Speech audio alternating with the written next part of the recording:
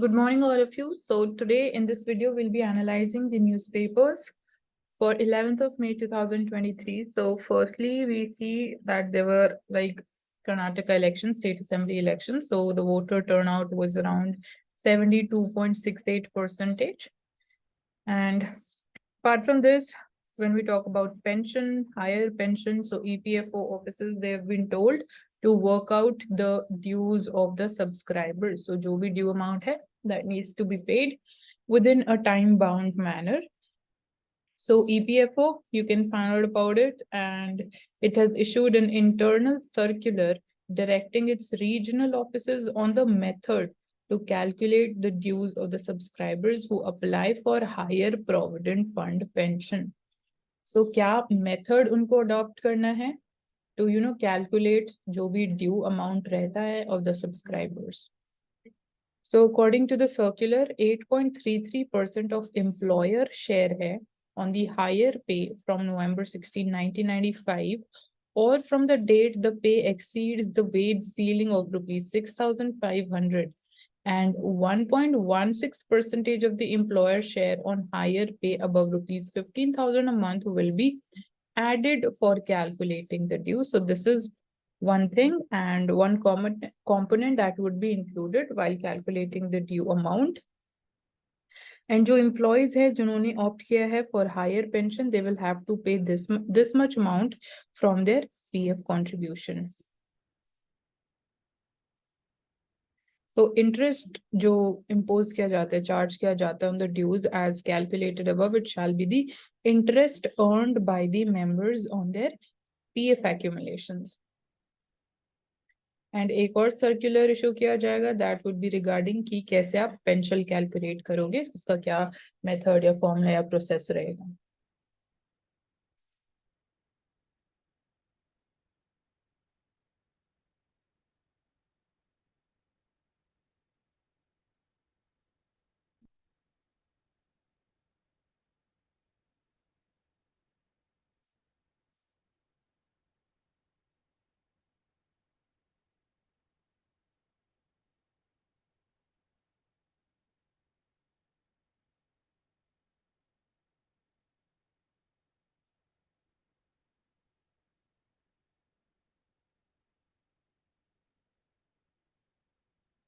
सो काफी जगह पे हमें इन सीजनल रेनफॉल देखने को मिल रही है, अनसीजनल स्नोफॉल हो रही है, एंड कुछ स्टेट्स में we are seeing heat wave like conditions.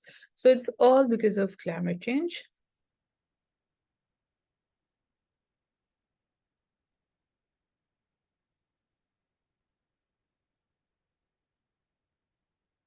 So all political news here, so we're just skipping these articles.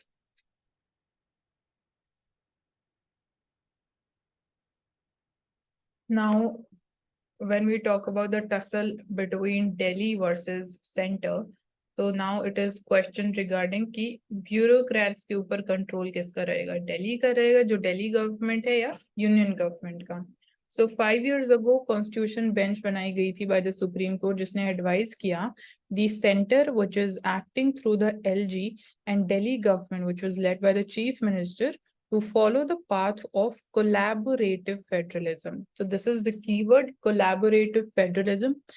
And this term, it was coined by the court in 2018 judgment. So merely it meant कि center and Delhi government, they should lay aside जो भी उनके बीच में differences हैं, and उनको maturely they need to behave, mature statesmanship they need to show up. And 5-judge bench जो बनाई गई थी, it had held that two powers, that is central government and the Delhi government, they were interdependent. So अगर आप independently act करने की कोशिश करोगे, so things would not go the right way. So collaborative federalism, collaboratively you need to work in a cooperative manner, and you are interdependent. So जब हम collaborative federalism की बात करते हैं, union and the state governments जो हैं, they should express their readiness या willingness आप बोल सकते हो to achieve the common objective and work together for achieving that common objective. क्योंकि objective आपको common है, तो you need to work together in a collaborative manner. So this advice, it seemed to have gone unheeded because as a second constitution bench जो बनाई गई उसके बाद, which was led by the Chief Justice of India, D.Y. Chandrachud sir, is scheduled to deliver one more judgment in Delhi versus the center dispute. So this time it is regarding ki who has the control over bureaucrats. So जो 2018 की judgment थी, it had declared कि Delhi government it had the exclusive executive powers except under 3 subjects: public order, police and land. So in 3 subjects के ऊपर union government का control रहेगा. Apart from this, जो बाकी executive powers है, उसके ऊपर exclusively Delhi government का ज़्यादा Delhi government is powerful in all those subjects. Then it had also cautioned कि जो LG है to only intervene in the matters which are fundamental to Delhi, which could be escalated to the president. इसका मतलब ये नहीं है कि if you are an LG तो आप हर एक मैटर को you will refer it to the president. Only जो fundamental matters हैं to Delhi, आप उनको escalate कर सकते हो to the president. So this was the 2018 Supreme Court judgment.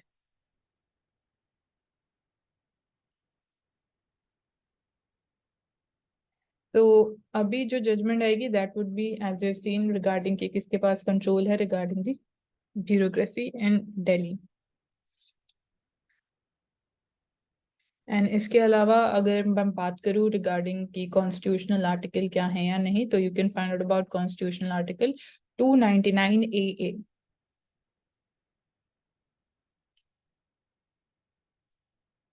Coming to the editorial page, so here इस चीज पे हम पहले एक बार बात कर चुके हैं इंडिया की जो स्पेस पॉलिसी है 2023, but will just quickly take this article again. So यहाँ पे इट इज सेइंग कि अप्रैल 20 को इस साल इसरो ने रिलीज करी थी इंडिया की space policy 2023 that had been in works for some years.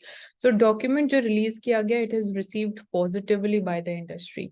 However it needs to be followed up with suitable legislation. अगर हमें उसको implement करना है तो legislation so that it becomes implemented, it gets executed up, and then apart from this it needs to be accompanied by clear rules and regulations. So just preceding this thing, before this policy was released by ISRO, this writer wrote the article awaiting lift off into the second space age. So हमने इस पे बात करी थी, which said कि India की जो modest entry है into the first space age followed by its many gains should be used to help the country tap the vast potential in the second space age. So early 1990s से India की जो space industry थी and space economy थी, it was defined by ISRO. So private sector ki involvement, it was limited at that point of time to building the ISRO designs and specifications. Tak hi the participation of private sector was limited. So second space age की बात करें तो it began with the licensing of the private TV channels, which was like the explosive growth of the internet हमें देखने को मिली, mobile टेलीफोनों में हमें exponential growth देखने को मिली, and then there was the emergence of the smartphone. So this was all about the second space age. And today ISRO के budget की बात करें तो it is approximately around $1.6 billion. India की जो स्पेस इकोनॉमी है it is over $9.6 billion. So आज के टाइम में बात करें हम ब्रॉडबैंड की, OTT, 5G promise a double digit annual growth in the satellite based services. So estimate ये किया जा रहा है कि with enabling environment जो इंडिया की स्पेस इंडस्ट्री है it can grow up to $60 billion by 2030, directly creating more than 2 lakh jobs. So आप इस टारगेट को थोड़ा सा माइंड में रख सकते हो कि $60 billion by 2030 is what we are aiming for the Indian space industry. So enabling policy environment होना important है if we really want to achieve this goal.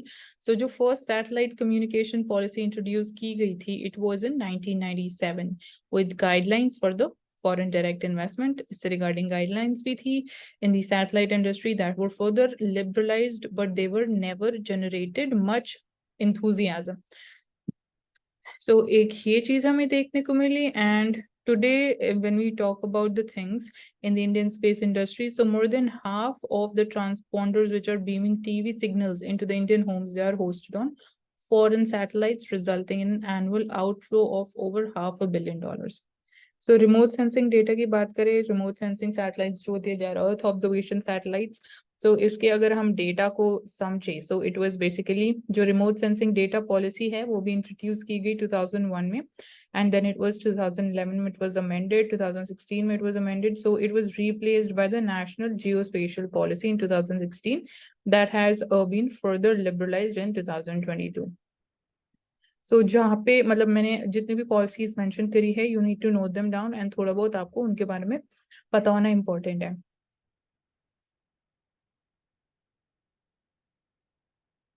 So what is different this time in the Indian space policy? Let's have a look at that. So to be fair, जो भी current policy introduce की गई है of 2023, it is qualitatively different from the previous efforts. So qualitatively बहुत ज़्यादा difference है, उस पर बहुत ज़्यादा focus किया गया है.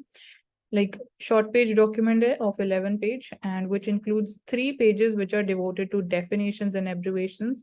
And vision की बात करें, it is to enable, encourage and develop a flourishing commercial presence in the space. So you can note it down, and इससे we can get to like know and understand. It is suggesting an acceptance की private sector कि अगर हम बात करें तो it is critical stakeholder in the entire value chain of the space economy. So we are focusing upon quality, we are focusing upon an enabling environment, and we are also focusing on increasing the participation of the private sector, and it is one of the critical stakeholders in the entire value chain of the space industry. So 5 key points है जो space policy mention कर रही है. Firstly, like it is the only, like this is the only reference to security in the document. So it makes it clear key focus is on civilian and peaceful applications. And considering the space-based intelligence की बात करें, reconnaissance की बात करें, surveillance, communication, positioning, and navigation capabilities, they are increasingly seen as mission critical by the defense services. That India conducted a successful ASAT, which is anti-satellite direct ascent test in 2019, and same year mein we also set up the Defense Space Agency and Defense Space Research Organization also, and it is also reasonable to infer कि defense oriented space security policy document, it will be a separate document. So ये different area हो गया जब हम defense oriented space security policy की बात कर रहे हैं, and जो भी initiatives we are taking with like keeping the defense and security in mind. And apart from that, second point की बात करें तो policy lays out strategy and then it spells out कि डिपार्टमेंट ऑफ स्पेस के क्या role रहेगा, इसरो का क्या रोल रहेगा, Indian national space promotion authorization centre which is in space जो 2020 में सेटअप किया गया, and new space India limited which is a public sector unit set up in 2019 under the Department of Space as the commercial arm of ISRO to replace the now defunct अंतरिक्ष. So इन सबका क्या role रहेगा ये mention किया गया है. Third component जो बात कर रहा है, इट स्टेट्स कि ISRO it will transition out of the existing practice of being present in manufacturing of the operational space systems. So ISRO will be moving out of this. So जो mature systems रहेंगे, it shall be transferred to the industries for commercial exploitation. So ISRO का main focus आने वाले time में रहने वाला है on research and development in the advanced technology, proving newer systems and realization of space objects for meeting जो हमारे national prerogatives हैं. दूसरी चीज की जो बात की गई है within this point only is share the technologies, जो प्रोडक्ट्स हैं, प्रोसेसेस हैं, बेस्ट प्रैक्टिसेस हैं with the non-government entities और government companies also.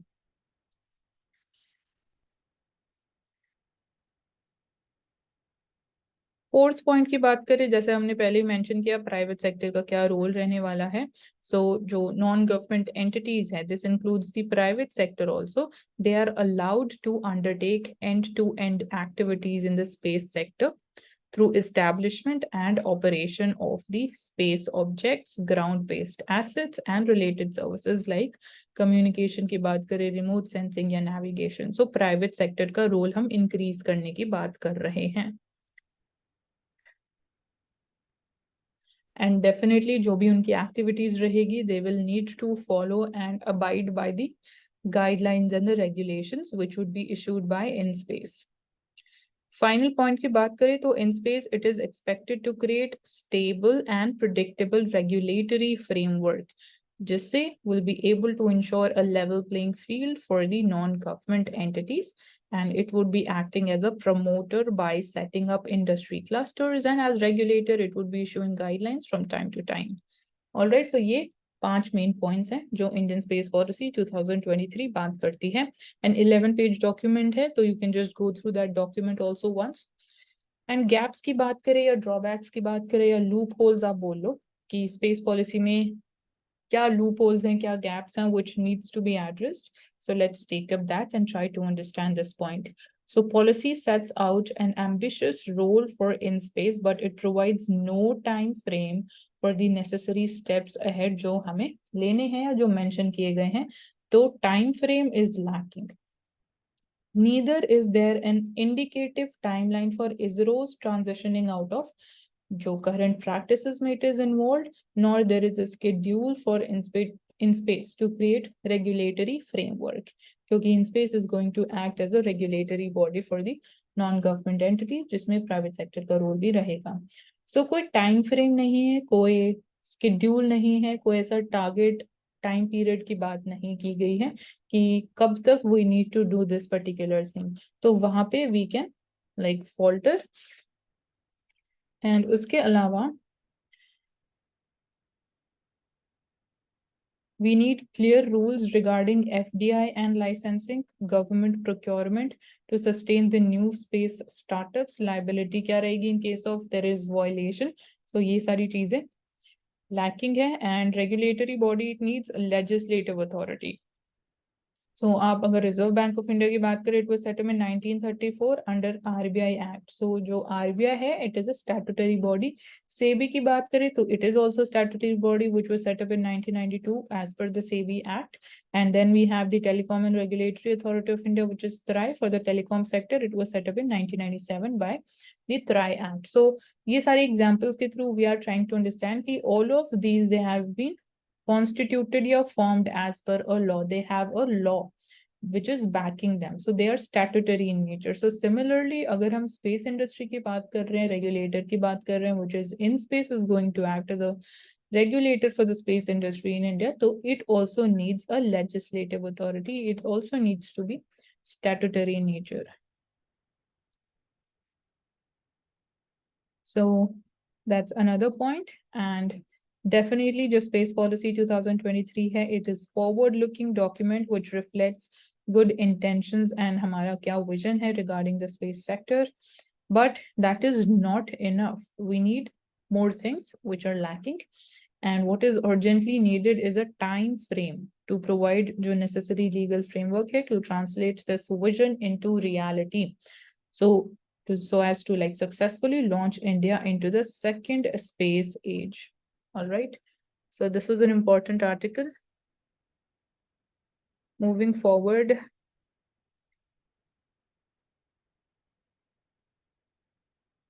Again, because of the Russia-Ukraine war, how geopolitics is reshaping, how things are getting reordered.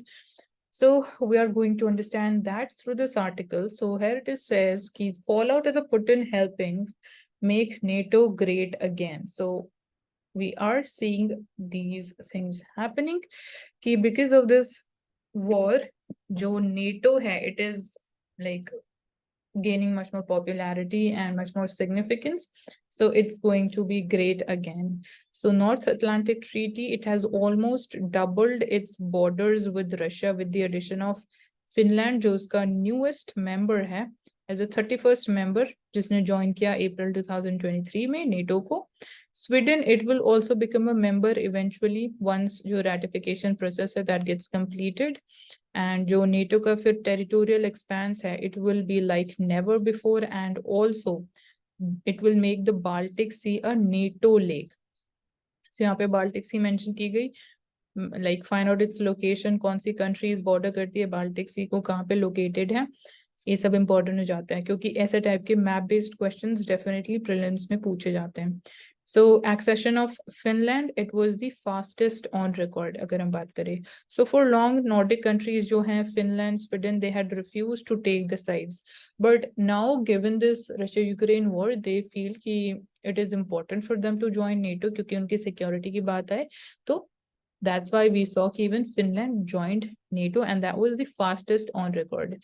So maintaining, आज तक उन्होंने यही maintain किया Nordic countries ने कि जो उनकी like military non-alignment है हम उसको लेके चलेंगे, and they were focused more on their internal socio-economic development, thus making them models of modern welfare states. So relations with Russia, they were moderate, and if not deep enough, but relations, they were moderate with Russia. But the Russian invasion of Ukraine hua, that changed the way they had viewed their eastern neighbor and predictability of its leader, that is Vladimir Putin. So if Russia can attack Ukraine, so other neighboring countries also face the same threat from Russia. So given that they joined, specifically right now Finland has joined NATO, so that was one of the reason how their outlook towards Russia, their eastern neighbor, changed after this war. So for sure Putin's actions jo hain, they have brought certain changes in the regional security dynamics of Europe. So Russia ke actions and European unity, we are seeing it is growing, it is getting much more strengthened with time. So firstly, engaging Russia, it has never been so easy for the European Union, mostly because jo differences the among the member states, that was a challenge in dealing with Russia. So some European countries like Germany ki baat kare, France, they had a soft corner for Russia, unlike some Baltic states, jisme Estonia, Latvia and Lithuania fall karti hain. They have been in favor of treading a cautious path as far as dealing with Russia was concerned. But कुछ European countries, Germany and France, they had soft corner for Russia. So Russia के invasion के बाद, when it invaded Ukraine, it had not only brought back war to the European realm in the post Second World War era, but it's also a blow to the European Union ki image as an actor having failed to avert the war in its neighborhood.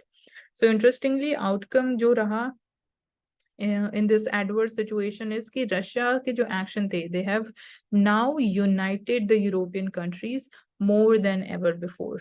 So European unity की बात करें तो वो इस war की वजह से definitely और increase हुई है और strengthen हुई है. Second point की बात करें तो Miss Putin might not have expected कि Finland and Sweden वो NATO को join करेंगे and they would like give up their neutrality. So their membership will also mean more expenditure militarily and restructuring apart from a stationing of the NATO forces under the new command structure. So as response, Russia will also build its military presence in the adjoining northern areas and जो बाकी surrounding border areas हैं with Finland and Sweden, and obviously जो आपका expenditure है that would increase. Arctic is now in the spotlight because of this war. So thirdly, अगर हम बात करें, so apart from जो immediate border areas हैं, another region where Nordic countries, or for that matter NATO, it may face a standoff with Russia is the Arctic region. So even in Arctic region, we can say कि uncertainty, it has increased. So access to Arctic region, it has increased because of melting glaciers. So we see ki which has received little attention being too hostile an environment, but now we say ki since glaciers, they are melting, so Arctic, it is becoming much more accessible. So even that region gets open up to the world to explore more for the resources ki agar aap baat kare, and for more like trade routes. But due to climate change, jo prospects they of harnessing untapped oil, gas and mineral resources, it is receiving wide attention, creating unexpected and complex challenges there. So apart from United States, Canada and Russia, जो Nordic countries हैं like Norway, Denmark, Iceland, Sweden and Finland, they are also the members of the Arctic Council, and this have a direct stake in the Arctic affairs also. So there have been localized concentrations between Russia and other actors in the Arctic region also. So NATO membership for the Nordic countries has brought a new geostrategic dimension to the Arctic's future. क्योंकि Nordic countries specifically Finland Sweden they are going to be part of NATO. So यहाँ पे भी जो element है NATO का वो आ जाता है in the Arctic region. Russia की बात करें तो cohabitation rather than confrontation with NATO it was an option पहले, but its military action in Ukraine now things have changed and we can say it has changed everything. So by invading Ukraine, Mr. Putin wanted to stop NATO from expanding its base. So main जो reason की अगर आप बात करो behind this war is कि Russia did not want the NATO's footprint to grow more closer towards Russia. But इसकी वजह से we see कि फिनलैंड ने ज्वाइन कर दिया, which obviously Russia didn't expect, but that's the reality now. So on the contrary, it has triggered a NATO expansion instead, जैसे कि अभी मैंने आपको explain किया in Hindi. So this has complicated the security landscape, creating more frontiers in the region. So that's how things are reshaping geopolitically in Arctic, in Europe, and understanding the important part of this article कि India के लिए क्या implications रहने वाले हैं. What are going to be the implications for India given how things are getting reordered, they are getting reshaped as far as Europe and Arctic region is concerned. So recent years mein India has had limited engagement with NATO, mostly on political dialogues only. So we were just limited to this. And India has maintained strategic silence on NATO's recent expansion. So we are silent about it. And it is not just, simply we're not calling it to be silence. It is strategic silence. There is some strategic reason behind that silence also. But it needs to closely watch for scenarios that could emerge. कि what possible scenarios हो सकते हैं because of changing dynamics of geopolitics in the region. Firstly, Russia, it has few friends left in the current situation, but India, it is still one of the friends of Russia. It is unlikely to help Moscow in maintaining the balance of power to counter NATO. And China की बात करें तो it has maintained a strong stance against NATO's existence and outreach towards Indo-Pacific. So we can say कि one of the strongest supporter of Russia in this war is China. And Russia, it may count on China for support, bringing the two countries more closer strategically and militarily also, which may not be in India's interest. So this is one possible scenario. Secondly, अगर हम बात करें, we see कि Nordic region जो है, it has caught the frequency of India's strategic radar. So Prime Minister Modi, he visited Copenhagen to participate in the second India Nordic Summit in 2022 May, and underline कि India का जो deep interest है, it lies in cooperation with the Nordic countries. So this region, it is now coming under NATO umbrella, which will complicate India's strategic choices. See, India, it is trying to increase its cooperation, it is trying to strengthen its relations with the Nordic countries. But now since Nordic countries, they are becoming a member of NATO, so that's when we see कि things would become a little difficult and challenging for India. Thirdly, हम बात करें तो India, it has the observer status in the Arctic Council and pursues an Arctic policy to promote multi-level cooperation. So Finland's NATO membership, with Sweden joining soon, and along with China's claim as a near Arctic state and its partnership with Russia in the region, it may lead to the Arctic's militarization, thereby affecting the interest of all the actors, and that includes India also. So India का जो global actor role है, that would be tested now in view of the new European security architecture, which is now led by NATO and it is contested by Russia. So last paragraph में बहुत सारे keywords थे.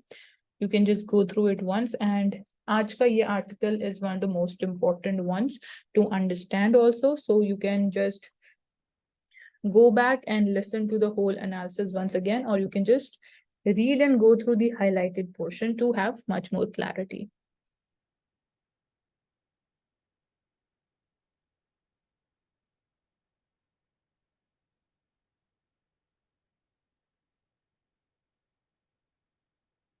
So perilous lives of Indian workers, we are talking about the lives, the interest, the safety of Indian workers. So यहाँ पे आपको पता होना चाहिए fundamental rights क्या है, क्या कोई ऐसा article है which talks about the rights, the safety, the interest of the workers, the employees. उसके अलावा if there is any mention in the DPSP, क्या कोई fundamental duty है which talks about something similar to this or not, so आपको ये पता होना important है. Apart from this, I hope कि आप सबको पता होगा about the 4 labor codes. So here we are seeing and trying to understand कि जो rate of death है that has increased dramatically in relation to the dangerous occurrences and जो overall injuries रही during between 2011 to 2020 period. So dangerous occurrences and overall injuries, they have dramatically increased when we talk about the Indian workers. So यहाँ पे fatal injuries का data दिया गया है, timeline of accidents दी गई हैं, coverage of health insurance की बात की गई across various health quintiles. So that's there, but जो overall चीज है हमें वो पता होना चाहिए. And here we are having this data from the National Family Health Survey 5. And National Family Health Survey 5 that is for the period 2019 to 2021. And here it is also mentioned कि Director General Factory Advice Service and Labor Institutes. So you can like find out about कि कौन सी ministry के under है, क्या इसके functions है या composition है. So एक basic idea would be helpful. Troubles of India's aviation industry, because we see कि Go First Airlines have filed for bankruptcy. इससे पहले भी Jet Airways की बात करें, SpiceJet की बात करें, तो things were not so good. So what does Go First distress could, it was like distress call mean for the aviation sector in India? Why was a major section of Go First Airline, they were grounded? And why do the airlines, they are struggling to survive? क्या challenges हैं, क्या problems आ रही हैं? And what contributes to the high operating cost? Cost is also increasing. And हमारी policies क्या है? Regulatory factors क्या है which is affecting the interest of the industry?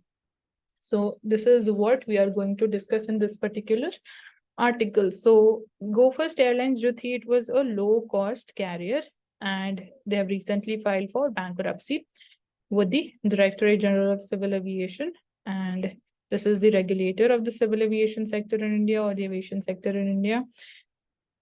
So we know about this and we have also discussed about the reason kya hai.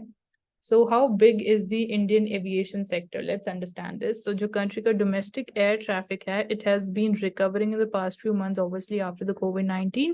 And March ki baat kare to domestic carriers, they flew around 13 million passengers, which according to DGCA, it was 11% more than the same month in pre-pandemic times of 2018 and 2019. So definitely, अब जिस level पे we are operating, that is higher than the pre-pandemic times. So Civil Aviation Ministry की data से अगर we try to understand, so we see कि India, it will have more than 140 million passengers in the financial year 2024 alone. So in just 1 year, we're talking about the total passengers that we expect to have.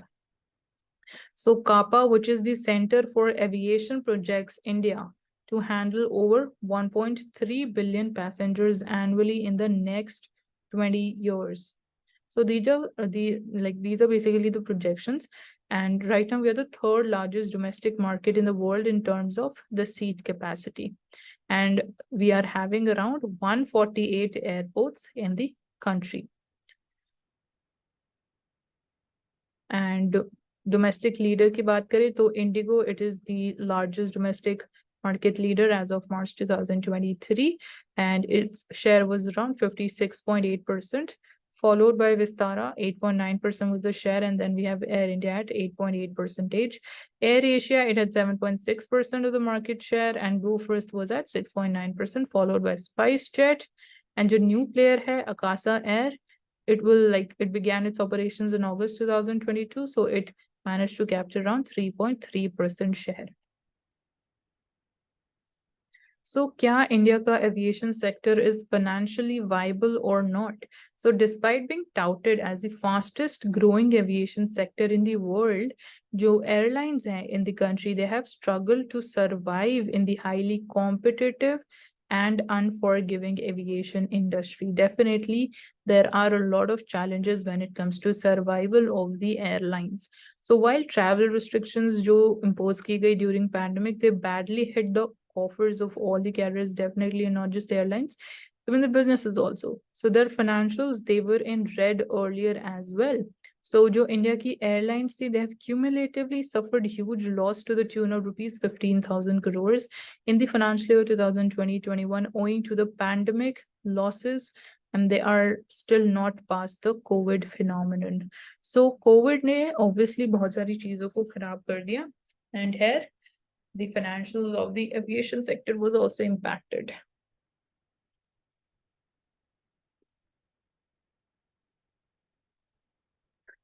So यहाँ पे data दे रखा है of different airlines, so we're not going through that.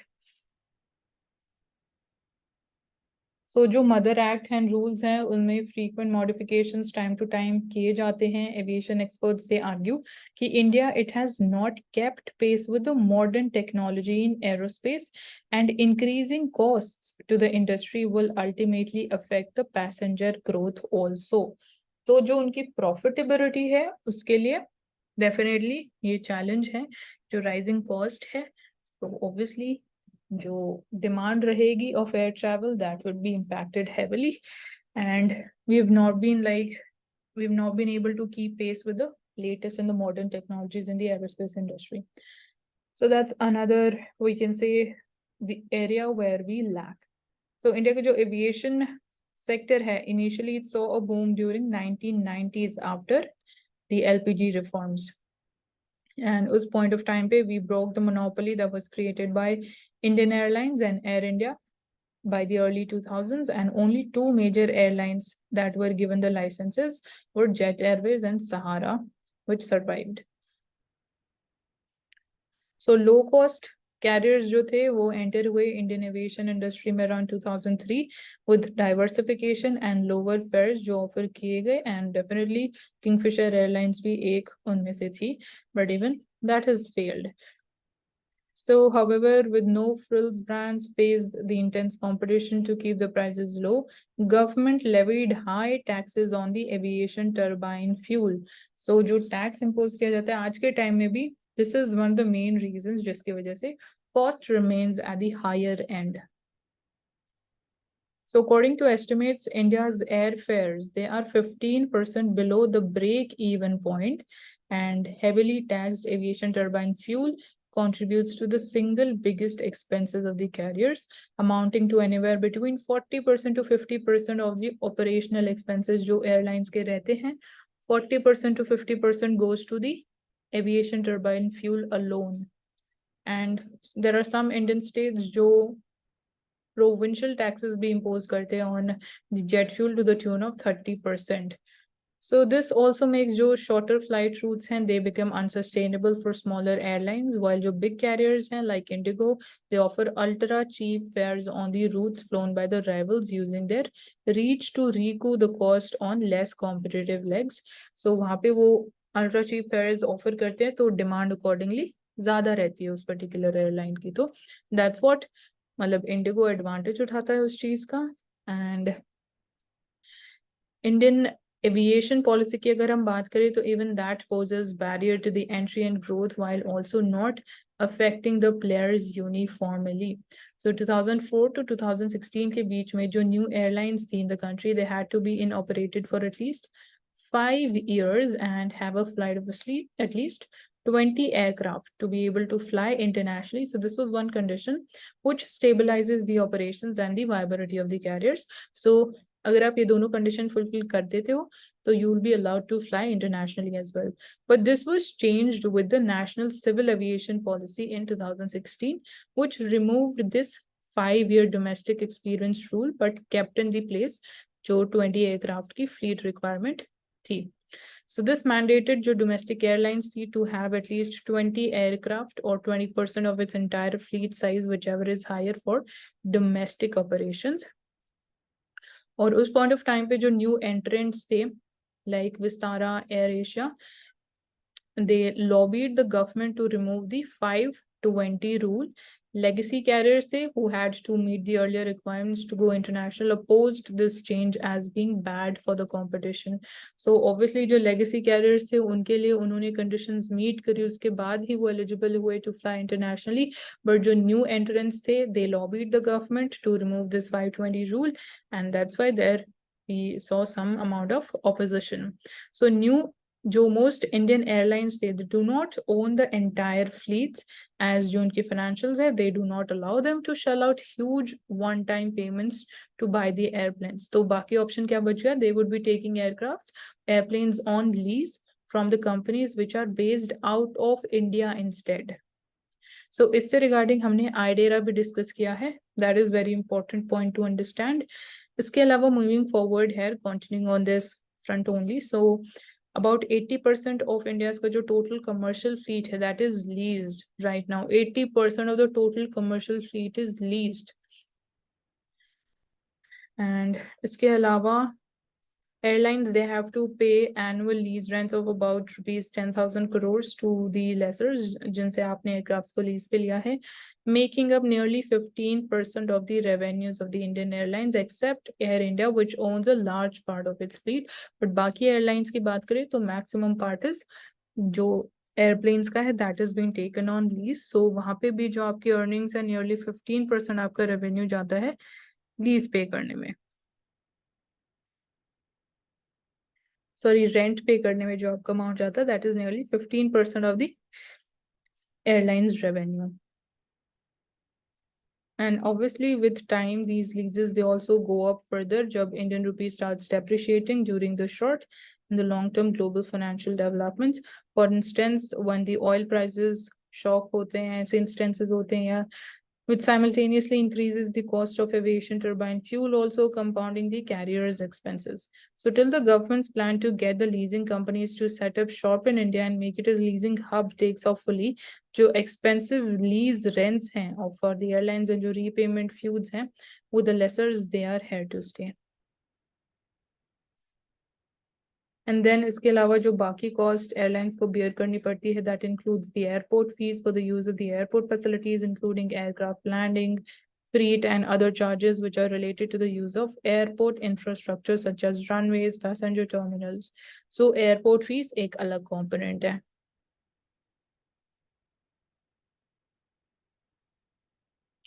And जो state run airports हैं, जो charges हैं, they are regulated by the Airports Economic Regulatory Authority.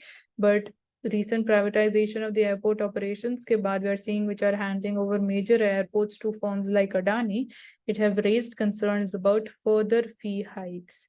So आने वाले time में जो cost of airlines है, वो सिर्फ increase ही होने वाली है.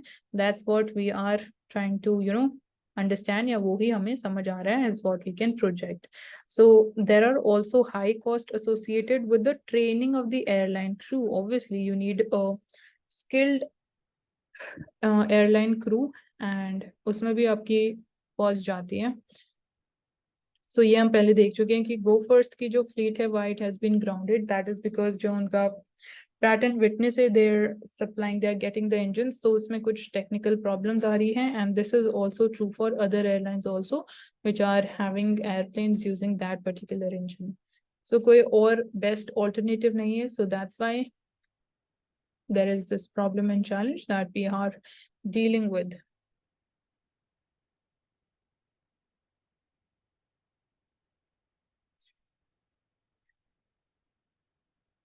So India, US, they are going to strengthen the G20 cooperation during Prime Minister's visit to US. So Prime Minister of India and Biden will have the opportunity to review strong bilateral cooperation in various areas of mutual interest like technology, clean energy, and defense. So these are going to be the focus areas.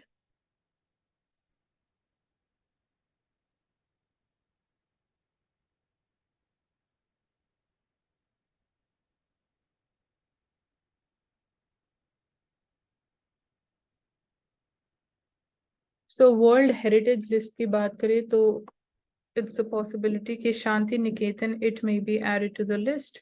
So Shanti Niketan, it is associated with the Nobel laureate Rabindranath Tagore and has been recommended for inclusion on the UNESCO's World Heritage List. इसके अलावा जो बाकी sites India में which are part of this list, वो आपको पता होनी चाहिए.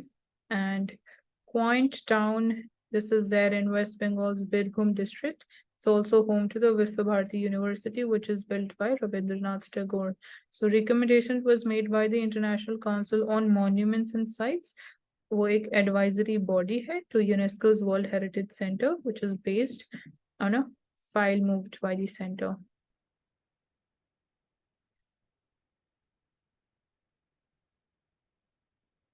And if it gets selected, so this would be the second cultural symbol from West Bengal to make it to the UNESCO list. And 2022 में, 2021 में we saw कि UNESCO had included Durga Puja in Kolkata on its list of intangible cultural heritage of humanity. So if this also gets selected, so this would be the second contribution from the state of West Bengal.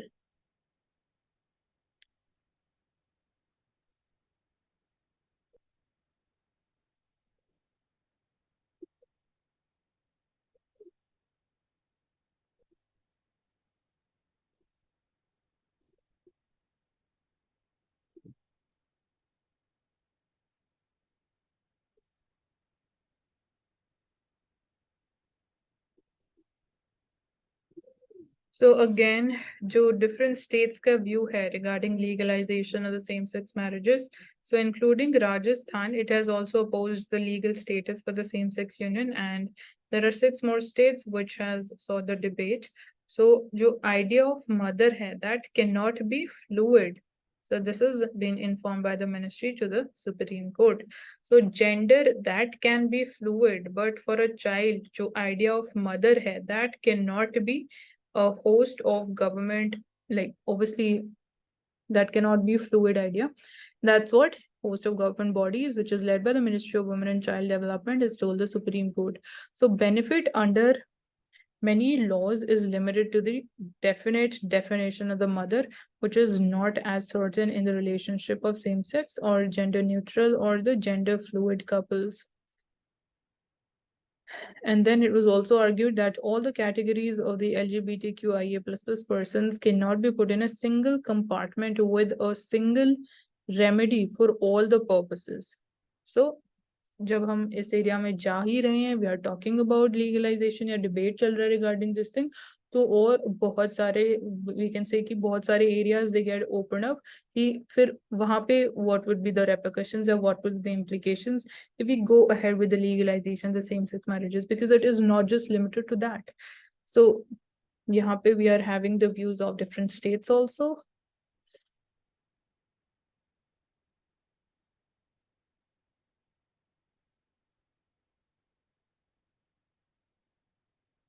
So as per a study, we find कि जो sludge है, it has high potential for use as a fertilizer once it gets treated. So first of its kind analysis of the sludge found in Indian sewage treatment plants set up to treat polluted water from the Ganga found कि most of it had high potential for use as fertilizer, but required treatment before it could be used unrestricted on farms or as a potential biofuel also.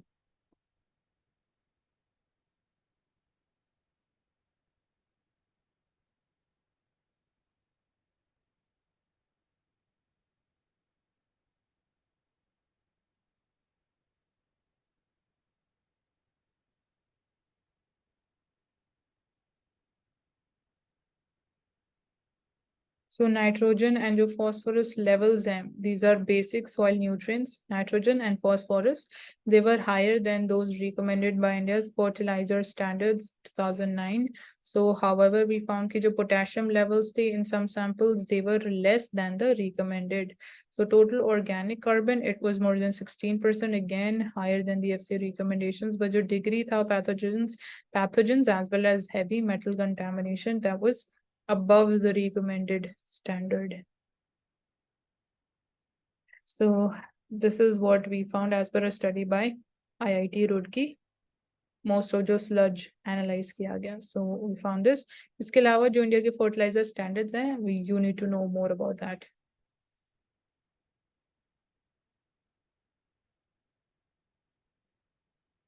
Coming to the world page, so here we see कि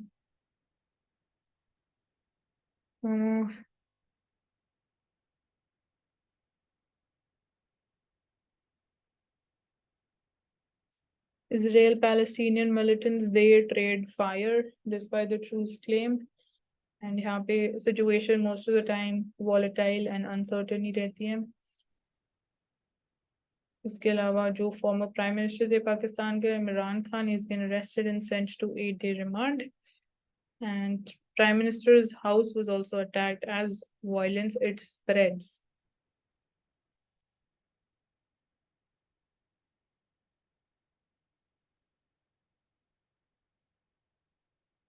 So China objects India's bid to blacklist a senior Jaish-e-Mohammed leader at the United Nations. पहले भी ये देखा गया है कि China हमेशा as an objection दी वीटो पावर यहाँ पे misuse करता है. So China it has objected to a proposal by India to blacklist senior Pakistan-based Jaish-e-Mohammed terrorist Abdul Rauf Azhar at Abdul Rauf Azhar at the United Nations Security Council. So he's the brother of the Jaish-e-Mohammed chief, Masood Azhar, and Abdul Rauf has been involved in planning and executing numerous terrorist strikes in India, including hijacking of Indian Airlines aircraft IC-814 in 1999. And this attack, there was an attack in 2001 at the parliament, and then there was targeting the Indian Air Force base in Pathankot in 2016. So he's involved in these several terrorist attacks. But China, it has raised its objection to the proposal from India to add him to the UN Security Council's 1267 ISIL and Al-Qaeda sanctions list.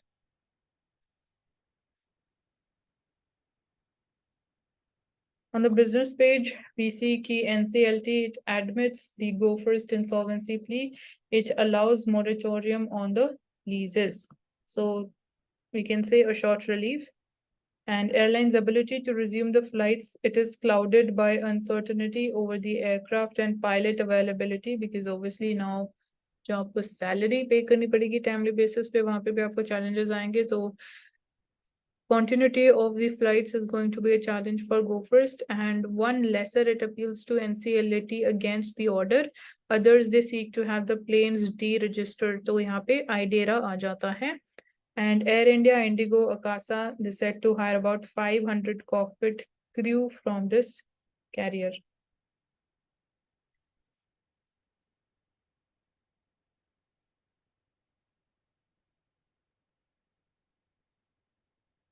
So USA का जो inflation data अगर उसको we try to understand, so CPI data spurs bet on end to the Fed rate hikes. So expectations यही है given जो भी अभी inflation data आया है कि आने वाले time में जो rate hikes हैं they are not going to be there. So April का जो consumer price index inflation figure थी of 4.9%, it's a reading that was more benign than expected, disrupted the modest momentum that had been building for an 11th straight US interest rate increase in June.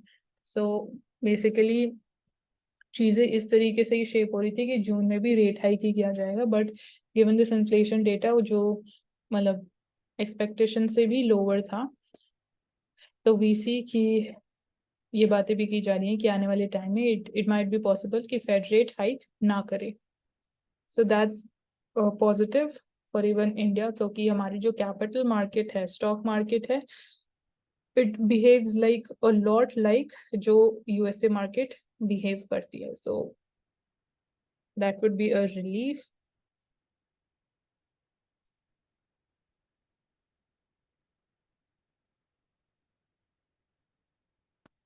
तो taking up mint newspaper, यहाँ पे हम देखने वाले हैं कि why wheat prices they are still so high despite the ban on the exports, but still prices they remain on a high. So India, it has been battling high cereal price inflation since last year.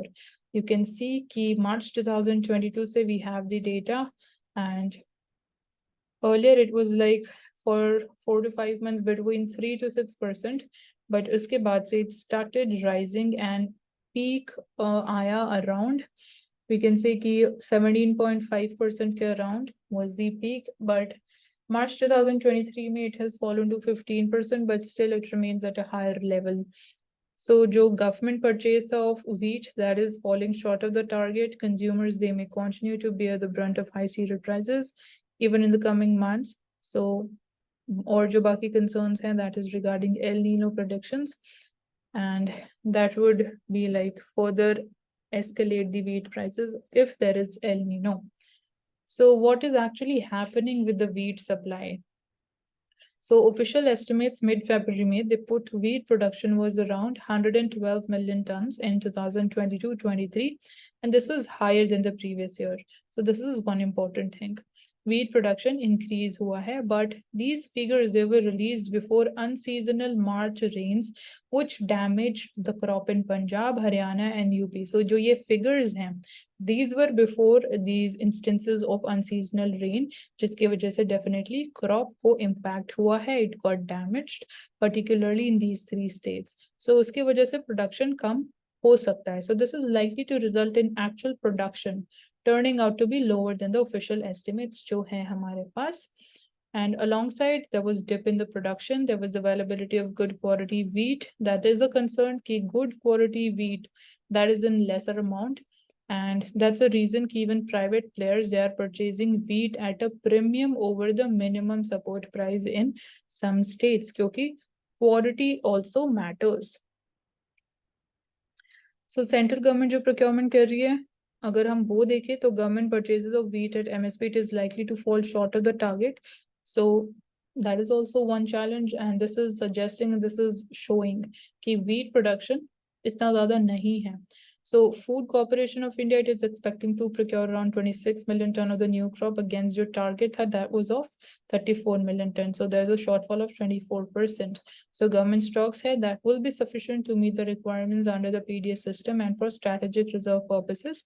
But जो target था of procurement, वो वहाँ पे हम shortfall देख रहे हैं. So आने वाले टाइम में जो मार्केट प्राइसेस रहेंगे, that would provide us an indication कि actual production क्या रहा and कितनी availability है. And while prices they are likely to remain elevated, inflation in wheat it could still be lower than last year. So mixed तरीके से चीजें चल रही हैं. And what is the trend in the wheat price movement? So there was a high of rupees 2,800 per quintal in December last year. Wholesale wheat prices they fell closer to the MSP around 2,125 rupees per quintal in end of Feb after government it sold the stocks in the market. Why the government sold? So that supply market may increase हो जाए, prices थोड़े और cool down हो जाए. But May we saw कि prices they have started to climb again and they were recorded at rupees 2,300 per quintal in Delhi. Currently जो retail wheat floor है, आटे के अगर हम price की बात करें तो that were 11% higher compared with the last year. So definitely things are not good. But point ये आता है या question ये आता है कि why only wheat में हम इतना higher price देख रहे हैं, बाकी cereals में से क्यों नहीं देखने को मिल रहा है? So is the wheat the only point of concern? ऐसा नहीं है क्योंकि after years of benign cereal prices काफी सालों से इन्फ्लेशन नहीं हो रही थी, लाइक सप्लाई ज्यादा था एंड डिमांड मतलब बेसिकली डिमांड से ज्यादा सप्लाई था, तो इतना ज्यादा हमें इन्फ्लेशन देखने को नहीं मिला in cereal prices. So India it has been battling high cereal price inflation which pushed the centre to restrict the exports of wheat and rice both so that domestically adequate amount of supply बना रहे. And rest of 2023 it will depend on how southwest monsoon कैसा रहेगा क्योंकि El Nino की predictions की जा रही हैं क्योंकि last 3 साल से we were having La Nina, so even monsoon was good. So after 4 years of normal to excess rains, subpar rains this year it could dent the output, जिसकी वजह से again cereal inflation can increase. So lower than normal rains during the second half of the monsoon, that is between August to September, it can also hurt planting of the winter crops due to lack of moisture in the soil. So these are the concerns going forward. But government क्या कर सकती है और government कैसे help कर सकती है? So it's likely to continue, जो हमने एक्सपोर्ट्स पे बैन अभी कंटिन्यू रखा है, so that is one thing. And if wheat prices आने वाले टाइम में और इंक्रीज हो जाते हैं तो it can also impose stock limits on the private trade also. So ये स्टेप और गवर्नमेंट ले सकती है. एक और ऑप्शन अवेलेबल है अगर आने वाले टाइम में wheat prices they climb up. And जैसे कि बोला जो एक्सपोर्ट पे बैन है that would continue, so domestic consumption के लिए जो एडिक्वेट अमाउंट ऑफ सप्लाई रहेगा वो हम मेंटेन करने की कोशिश कर रहे हैं. And if actual production turns out to be lower than that, so prices they will continue to rise. So thankfully जो global wheat prices है they are currently at their lowest levels in a year, which can come to India's rescue in case it has to import the grain to meet any domestic shortfall. So last जो हमारे लिए option रहेगा that would be importing wheat अगर domestically inflation बहुत ज़्यादा increase होती है या थोड़ी बहुत भी और increase हो जाती है क्योंकि अभी already prices high level पे चल रहे हैं. So these are three possible options that the government has and that it can execute.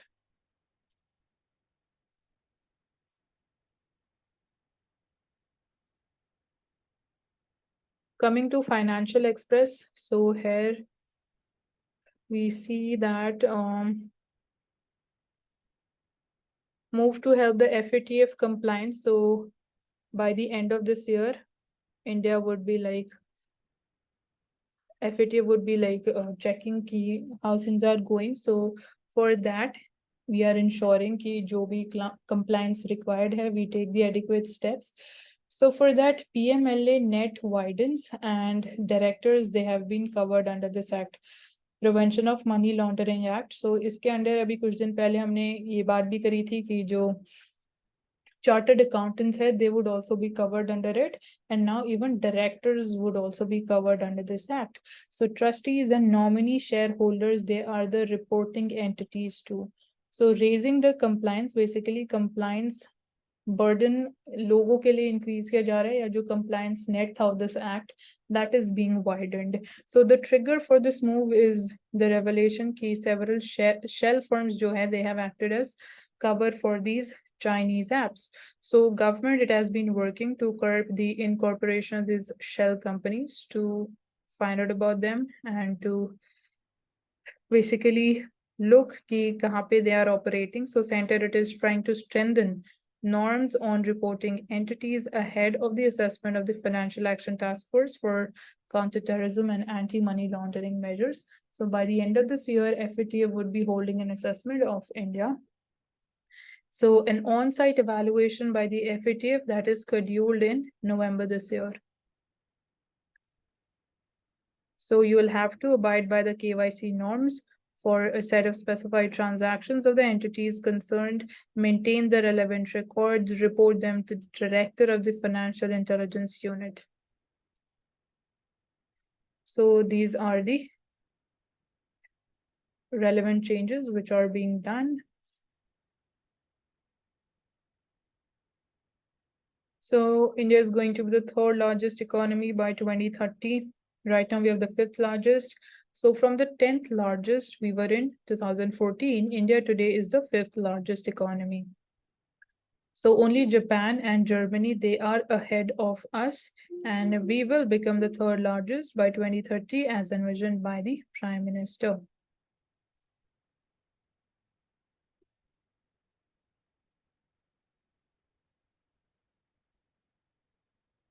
So WTO mini ministerial meeting is going to be there on June 7. So India is going to seek end to the e-trade tariff waiver.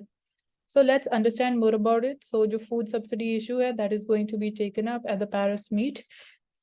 And that's like for the first time nahi ho raha hai. It has been there in the past also. So India's agenda, it includes ending the moratorium on customs duty on the cross-border e-commerce. This is one thing that we are demanding, and the next full ministerial conference of WTO, it is scheduled to be held June 2024 in UAE.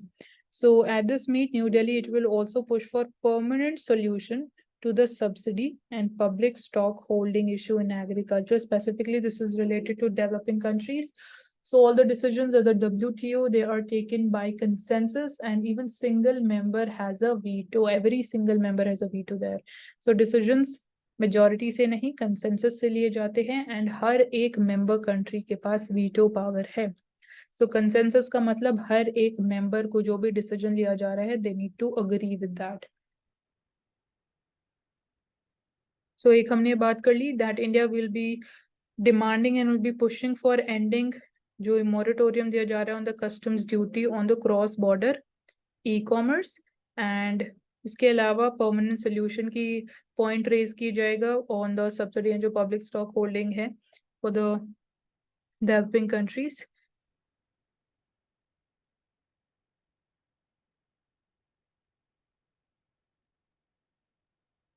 And जो e commerce companies है definitely it has grown multifold and India wants the waiver to go.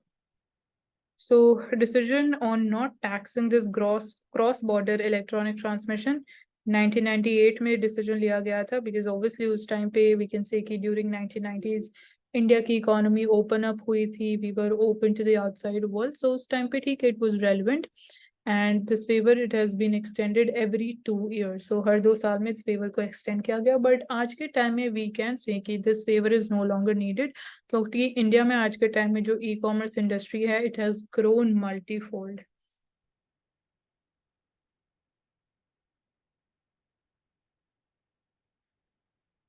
And जो second issue है that is कि we want a permanent solution regarding this subsidy issue and जो public stock holding है।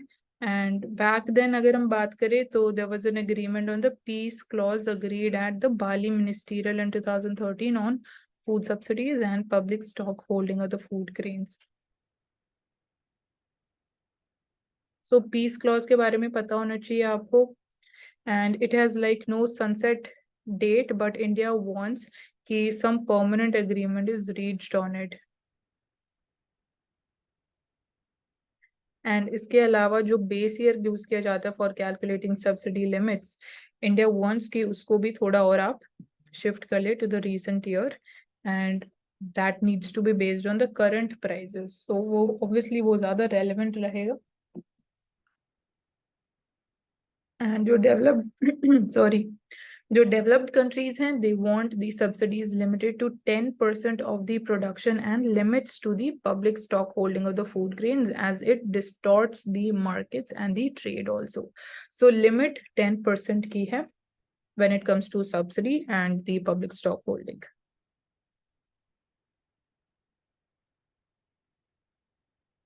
So जो last ministerial conference हुई that was held in Geneva and there we secured a Geneva package जिसमें different components थे which included the agreement on curbing the harmful fishing subsidies and temporary patent waiver for the production of COVID-19 vaccines।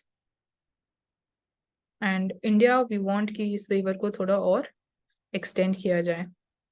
And WTO में it has like 164 member countries. It formulates rules for the global trade and it has dispute settlement mechanism also. So वहाँ पे भी कुछ problems face की जा रही हैं।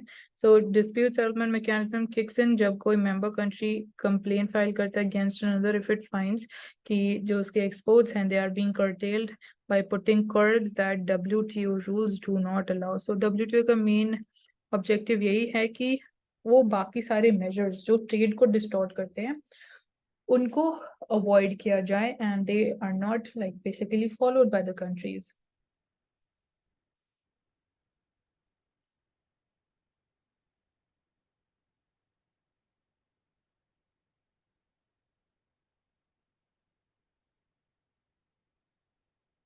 सो multilateral development banks की बात की जाती है। So panels working to enhance MDB lending. So Enkising Sir, who is a co-convener of the G20 expert group, he says it's imperative to leverage more of the multilateral development bank's internal resources and optimize जो उनकी balance sheets हैं for higher lending. So present structure allows us to look at various methods for doing this. So the group, it is looking at ways to substantially enhance multilateral development banks lending capacity with higher leverage and at a marginally increased level of risk. Co-convener of the group, Enkising Sir, said this thing.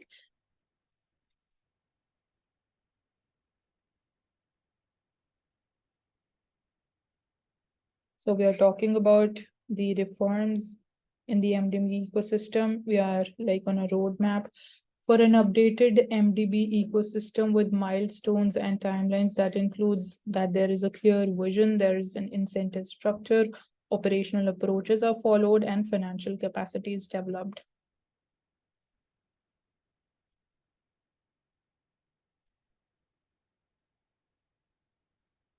So multilateral development banks may definitely World Bank is a part of it. So panel intend to give suggestion on the optimization of the balance sheet strength of the World Bank. So for World Bank, the amount of capitalization has so far, it is just over $20 billion, against which it has successfully undertaken the lending operations of over rupees $800 billion. So to increase the lending capacity, need for recapitalization in some form or the other, that is inescapable.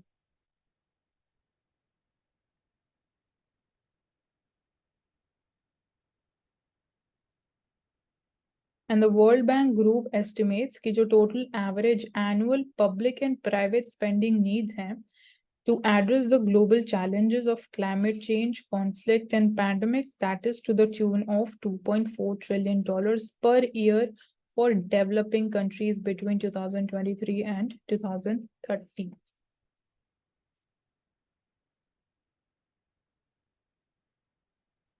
So edible oil imports की अगर हम बात करें, we are a net importer of that. Vegetable oils की हम बात करते हैं तब, तो गवर्नमेंट का टारगेट ये है कि जो हम इंपोर्ट कर रहे हैं उसको हम कट कर दे up till 36% by financial year 2026. So there is focus on increasing productivity of the oil seeds. So domestic production increase करने की बात की जा रही है. And अगर हम अभी trend समझे तो oil seeds which are sown area कितना है and production कितना है, तो blue color में it is talking about the sown area and output accordingly. So output increase होता हुआ आया है हर साल when we talk about between 2021-22 and 2025-26 के लिए ये projections दे रखे हैं for the last 3 years. So this is there. And edible oil scenario क्या है इंडिया में, डिमांड कितनी है, डोमेस्टिक आउटपुट कितना हो रहा है, इंपोर्ट हम कितना कर रहे हैं. सो 2018-19 से if we try to understand, demand is in green colour. 25.92 million ton was the demand of edible oil. इसमें से वी कैन मतलब इसको एस्टिमेटली अप्रोक्सीमेटली हम ले सकते हैं 26 million ton.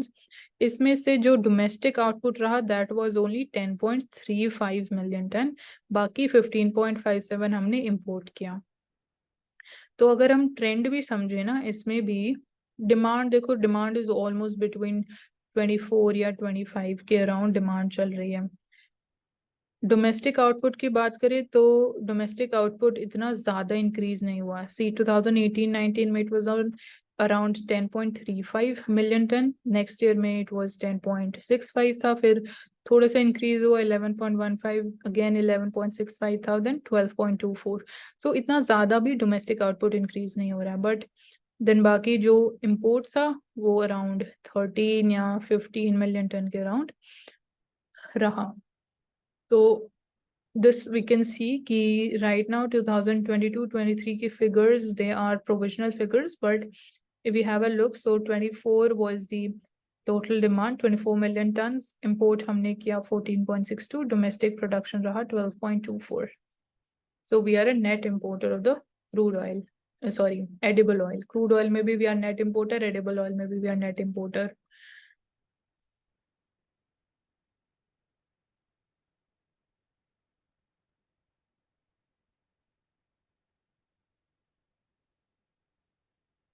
So under this national mission on the edible oils, oil seeds जो हैं, the government it is aiming at increasing the productivity of oil seeds from the existing area through increasing the seed replacement ratio with the focus on varietal replacement having high yield potential. So mission is कि we ensure that mustard seed production है that is promoted by bringing non-traditional regions like Karnataka. We have the potential Maharashtra and areas under rice fallows in UP, Bihar, Jharkhand, West Bengal, Assam, and Odisha. So here we can increase our production.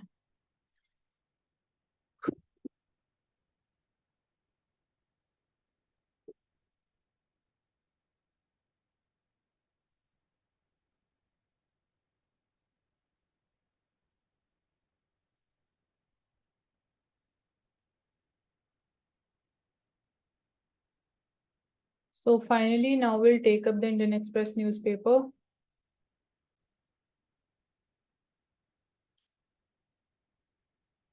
So Karnataka exit polls का forecast के हिसाब से it says कि there is clear advantage to Congress.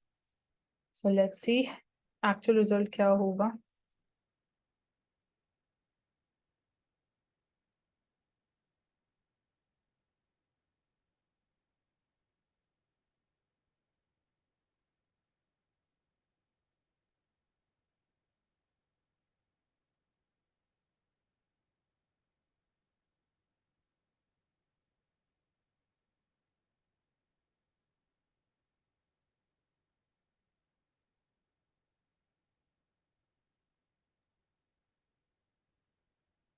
So we'll directly move on to the editorial page.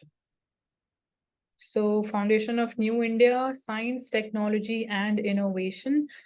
So in the words of our Prime Minister, National Technology Day, it's a tribute to the prowess of India's scientists. It also highlights exemplary leadership of Atalji, who showed unwavering support to our scientists and made India proud at the world stage. Let us make India a global technology leader. So India की जो scientific progress है it gets the global recognition and different achievements are mentioned. So going through them we see कि with continuous efforts of the country's scientists, India is scaling new heights in every field. We have done successful testing of Pokhran 2, which proved India's scientific prowess in the front of the world, and this completes 25 years. There is unprecedented thrust on technology and service-driven innovation. So technology and service-driven innovation, we have jumped from 81st position in 2015 to now 40th position today in the Global Innovation Index.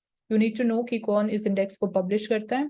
Space sector की बात करें तो it is getting stronger and stronger by opening to the private sector. आज ही हमने India की space policy की बात करी है 2023. ISRO, it has created a world record by launching 104 satellites in one go. And India ki scientific prowess and commitment to global health, that has also demonstrated to the world by indigenous manufacturing of COVID-19 vaccine and technology-based largest vaccination drive that we had. Then अगर हम बात करें कुछ ऐसे examples की जिसके through technology ने life को और इजी बना दिया है at the grassroots level. So here we see integration of health data and services under National Digital Health Mission. We talk about telemedicine that has been introduced. There is promotion of electronic health records. Then financial services, they reach every home through UPI and digital payments. So almost 40% of the world ki digital payments hai, they are happening just in India. And services like Aadhaar-based services, DigiLocker, DigiYatra, FASTag, they are also making life easier and much more efficient.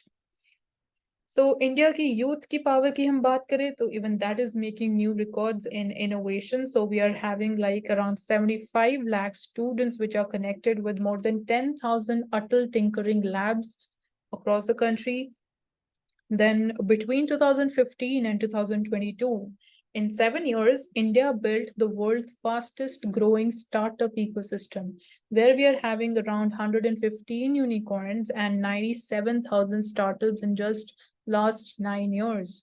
And there is record 50% increase in patent registrations in the last 8 years. 50% is the increase.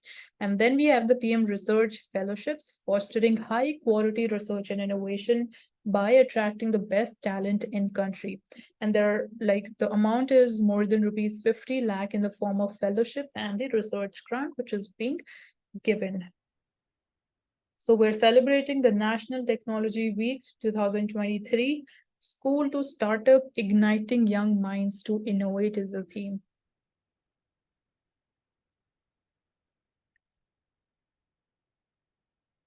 So our Prime Minister is going to lay the LEGO foundation stone today. So इससे regarding हम पहले बात कर चुके हैं LEGO project. It has been given the final clearance and the foundation stone would be laid for the construction of this facility in the Hingoli district in Maharashtra. So LIGO is short for the Laser Interferometer Gravitational Wave Observatory that is meant to detect gravitational waves. So it is set to become the largest scientific facility in India and two existing LIGO observatories जो हैं, one is in United States and इसने सबसे पहले gravitational waves detect करी in 2015 and that was also acknowledged by the Nobel Prize 2 years later also. So उनको Nobel Prize भी दिया गया for this achievement. And two more similar detectors they have come on board. One is in Italy and other is in Japan. So LIGO India, it would be the fifth node of this network and possibly the last also. So there are two in United States, one is in Italy, one is in Japan, and fifth one is going to be there in India.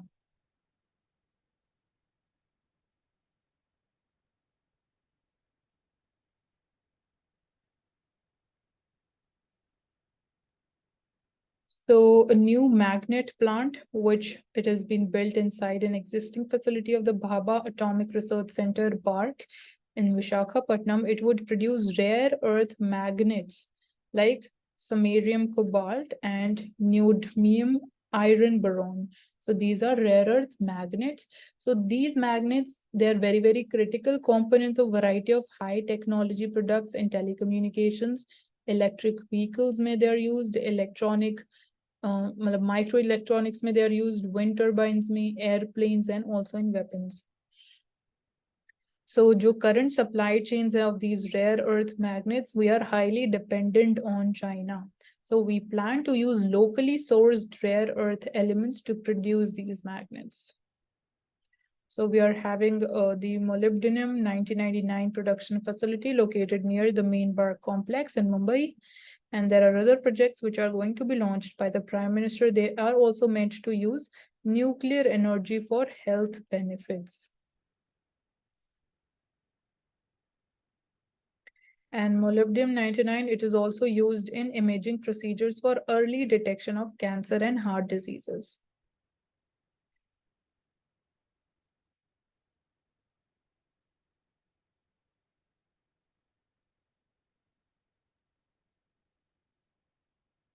So coming to the editorial page. So this is talking about Pakistan. Then frames of fear, Kerala story. It's talking about that 25 years on India's nuclear weapon test. We complete 25 years of Pokhran 2. So there were doubts about the consequences क्या रहेंगे India के nuclear weapon test के बाद. So it's clear that the calculated risk जो हमने लिया back then, it has paid off. So it's talking about the entire journey. You can just go through that.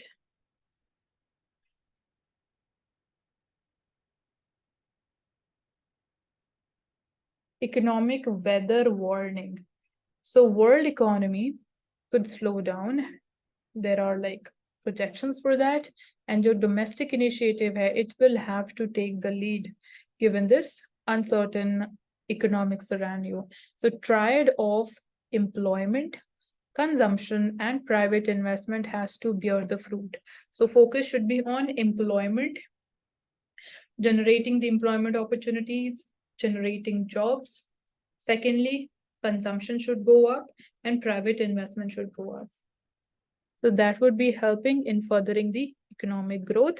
So official position ये है कि investment है जो that is increasing, that is picking up in the private sector, which should ideally get reflected on the funding side. But in fact, जो investment conclaves है, which are held by some states, had many major companies showing a lot of interest. But in the past, there have been mirages as signing MOUs means कि it means little when not they are not converted into action. तो मतलब agreements तो बहुत सारे किए जाते हैं, but जब बात आती है implementation की, तो they are not implemented. So data on all funding sources show कि there is a slowdown, but bank credit that remains buoyant more on the retail end than the manufacturing. So this is the current scenario.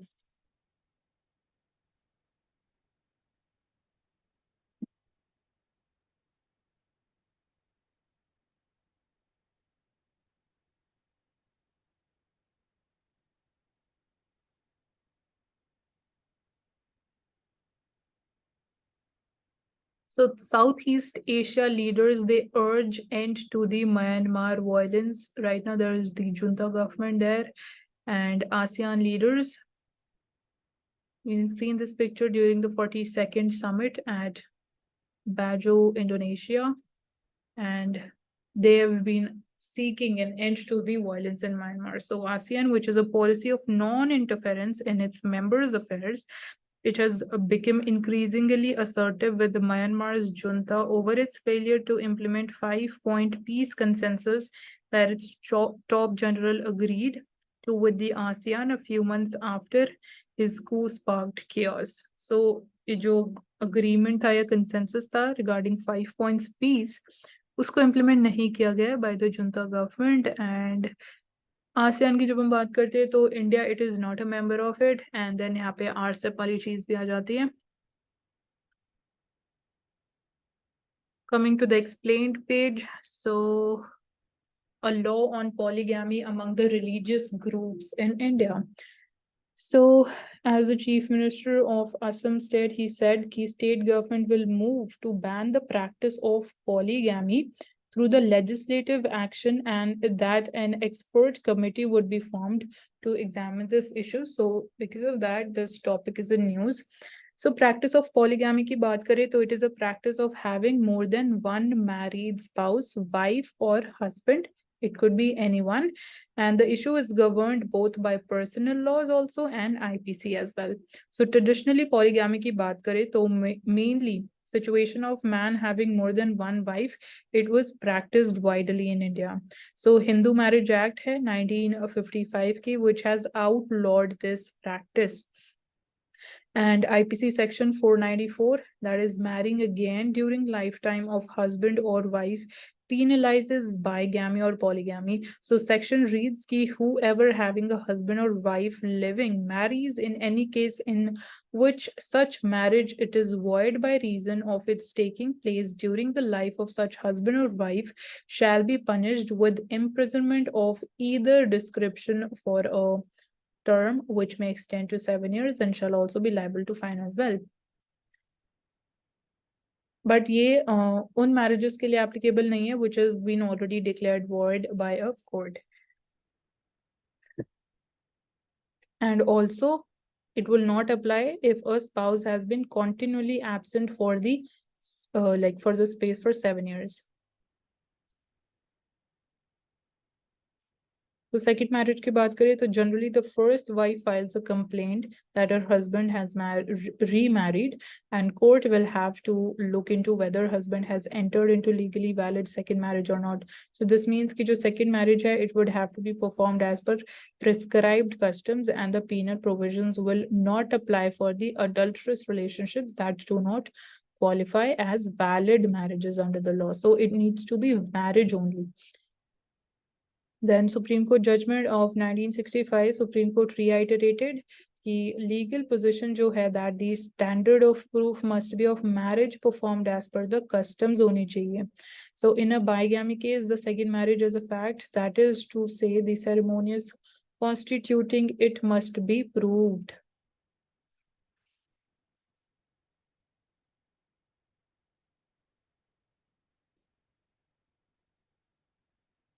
So Hindu law की बात करें तो after independence, anti-bigamy laws, they were adopted by provincial legislatures including Bombay and Madras. Special Marriage Act I 1954 के was a radical legislation that proposed requirement of monogamy. And Parliament then passed the Hindu Marriage Act 1955, outlawing the concept of having more than one spouse at a time. So Buddhists, Jains, Sikh, they are also included under the Hindu Marriage Code.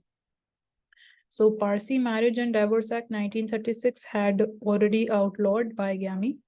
And then Section 5 of the Hindu Marriage Act lays down that marriage may be solemnized between any two Hindus if neither party has a spouse living at the time of the marriage. So Section 17 of the Hindu Marriage Act, bigamy, it's an offense under the act.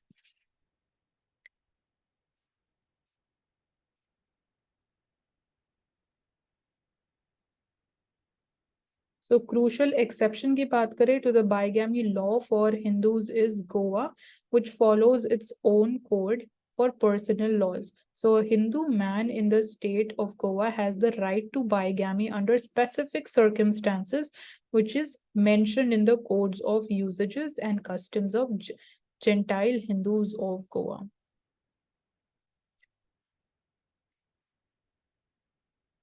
Muslim law की बात करें तो marriage in Islam, it is governed by the Shariat Act of 1937. So personal law allows a Muslim man to have 4 wives. So to benefit from the Muslim personal law, many men from other religions, they would convert to Islam to have a second wife. So there was a landmark ruling in 1995 by the Supreme Court in the Sarla Mudgal versus Union of India, where the Supreme Court held कि जो religious conversion किए जाएंगे for the sole purpose of committing bigamy, that is unconstitutional. कि आप सिर्फ इसी purpose के लिए if you are converting to another religion, that is to Islam, in order to just have the second wife or to commit bigamy, so that would be unconstitutional. So this position, it was subsequently reiterated again 2000 की judgment में in Lily Thomas versus Union of India case में. So any move to outlaw polygamy for Muslims would have to be a special legislation which outrides personal law protections like in case of triple talaq. So right now what we understand is only Muslim personal law hai which allows for a Muslim man to have 4 wives. So prevalence of polygamy की बात करें तो National Family Health Survey 5 के data से we try to understand, it showed there is prevalence of polygamy was 2.1% among Christians, 1.9% in Muslims, 1.3% among Hindus, and 1.6% among other religious groups. So highest prevalence of polygamous marriage was in the northeastern states with tribal populations, and list of 40 districts with the highest polygamy rates was dominated by those with high tribal populations में हमें ज़्यादा देखने को मिल रही है northeastern states. So here we saw कि Chief Minister of Assam, he had said कि it would be like they would be coming up with a legislation regarding this thing. Slower heating of India की बात करें तो this is obviously regarding climate change. So global warming, it is not uniform everywhere. It is not happening in a uniform manner globally. जो annual mean temperature rise है over India, it is less than the overall increase over the land region. So reasons they range from India की जो location है in the tropics to the concentration of aerosols. So here 2 graphs are given. One is showing 10-year moving average of the annual mean maximum temperature.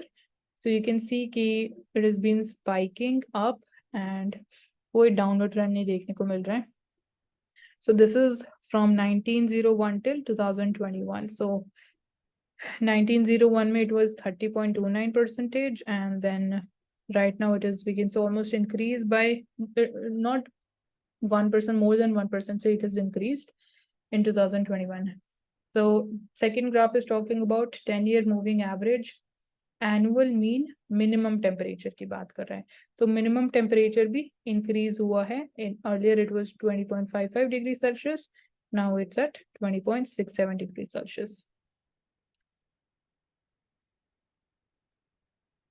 So impact of aerosols की बात करें तो aerosols, it refers to all kinds of particles which are suspended in the atmosphere. इनको हम aerosols बोलते हैं. So these particles, they have the potential to affect local temperatures in a number of ways, and many of these, they scatter the sunlight back so that lesser heat is absorbed by the land.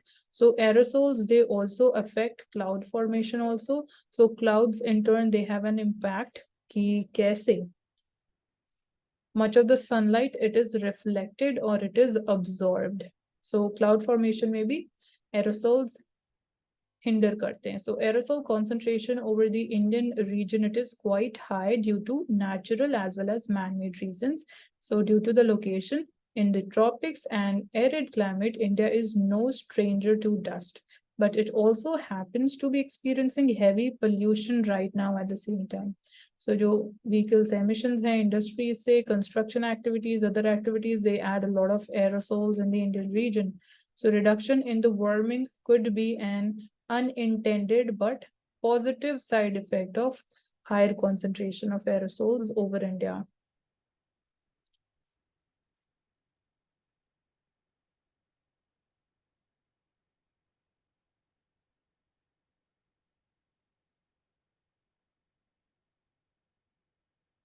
So here it is again regarding the Manipur's Metis community. So pehle, this has already been like discussed a lot, so we'll not take this up again. Coming to the economy page. So COP28 may phase out the methane emissions by 2030, eliminate the carbon intensity, urges COP28 president designate. So he called upon the oil and gas industry to phase out the methane emissions by 2030, align in favor of comprehensive net zero emissions plans जो है before 2050 तक अगर आप कर सकते हो तो that would be great.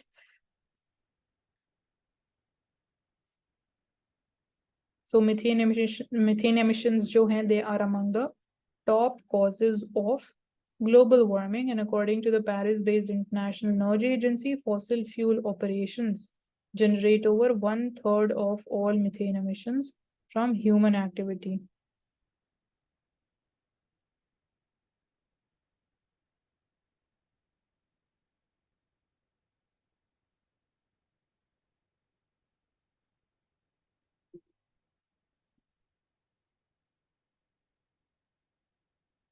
So capital market regulator, SEBI, that is Securities and Exchange Board of India, it has allowed the stock exchanges to extend direct market access facility to registered foreign institutional investors, FPIs, for participation in exchange traded commodity derivatives. So they have been allowed direct participation in this segment, and this will further enhance institutional participation in this segment.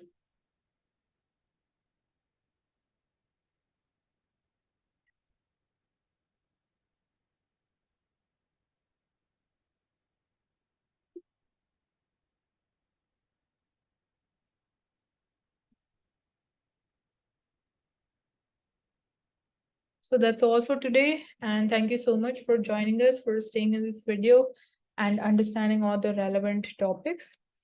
So do hit the subscription button for this channel and do hit the like button as well. Thank you so much.